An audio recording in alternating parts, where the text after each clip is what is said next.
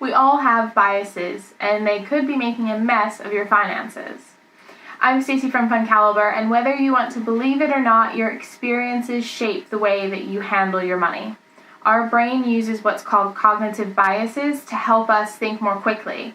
Think of them like shortcuts. Although these shortcuts can save us time processing large amounts of information, they can also introduce miscalculations and mistakes, something generally to be avoided when talking about personal finance. There are a lot of financial biases out there. It's kind of the foundation of behavioral economics. But here's 4 traditional biases that may be affecting you right now. The status quo bias.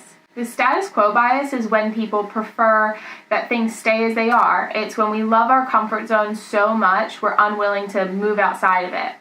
When it comes to everyday money choices, this could be favoring one supermarket over another simply because it's where you always go, even if the second option has more offers, making your weekly shop cheaper.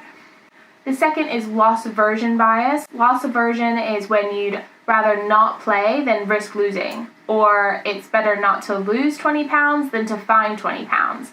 This is because the pain of losing is psychologically twice as powerful as the pleasure of gaining. It's caused by a mixture of our neurological makeup, socioeconomic factors, and cultural backgrounds. Though being risk-averse is usually useful in many situations, it may prevent you from making logical choices as the fear of loss is too intense. Bandwagon bias. Bandwagon bias is doing what everyone else is doing. Following the crowd can come with a high price. This is because popularity, like say chatter around GameStop, can drive up prices, sometimes higher than deserved. It can also lead to spending money on things you don't actually value, meaning there's less left over for the stuff that you do. Lastly, anchoring bias.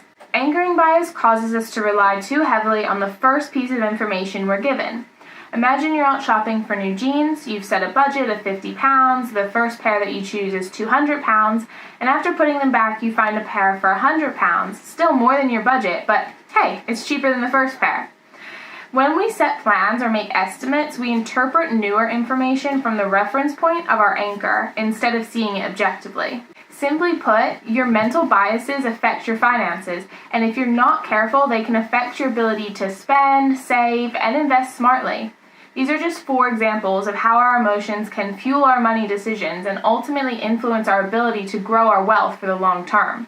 Don't forget to like and subscribe for weekly videos, and for more information, visit funcaliber.com.